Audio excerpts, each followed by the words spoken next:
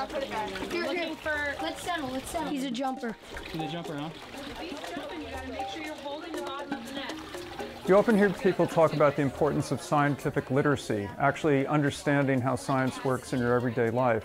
To actually see science in action, the way it's being done in this classroom, I think will go a long way towards making this audience much more literate about what the scientific process is than would somebody who simply reads about it in a textbook. So Dr. Resnick was telling me that actually the females were measuring the male size because... I was looking for a way to make evolution come more alive for my students. So I was reading in a book called The Greatest Show on Earth about Dr. Resnick and the work that he's done with the guppies in Trinidad. And I had this crazy idea that maybe we could do this for middle schoolers. So I emailed Dr. Resnick, and sure enough, he responded. Yeah, for me, this represented an opportunity because as a scientist, you hope that your work will have some impact, that people will learn about it and will make a difference in the way they think about the world. To be in a middle school classroom was a big deal because it meant that it would reach people who were going to be following many venues in life, but who could learn about the science at a point where it might make a difference in how they viewed the world.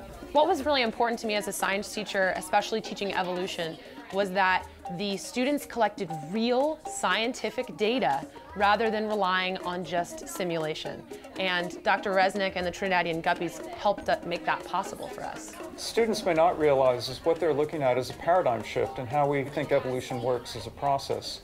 The traditional perspective on evolution is that it's important, but it's also very slow and it's not observable. What we began to learn in the 1980s is that evolution can be very rapid and that you can see significant change on the time scale of months to years. Usually it takes decades for results in science to make their way down to the classroom so that middle school or high school students can actually learn about them.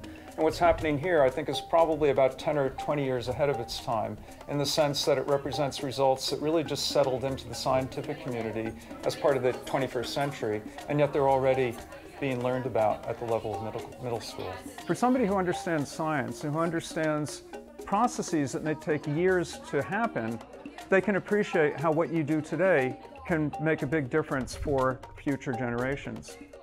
If you've learned about this long-term consequence of science, this work that you do in the middle school classroom, it'll leave an impression. And when you encounter this kind of long-term phenomenon, which can make a big difference in the future of the world later in life, you'll know how to interpret it because it's something that will have been ingrained very early in your scientific training.